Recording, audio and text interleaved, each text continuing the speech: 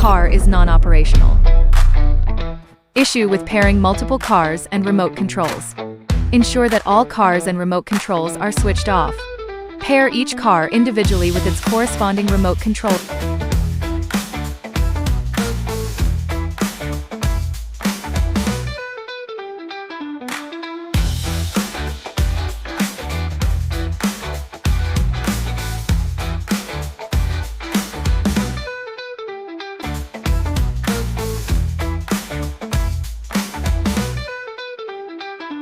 Single car is non-functional.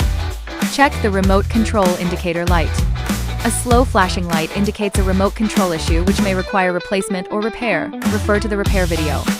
If the light flashes quickly or remains steady, the remote is functioning correctly, and the issue may lie with the car's electronic speed control, ESC, which might need replacement. Refer to the repair video.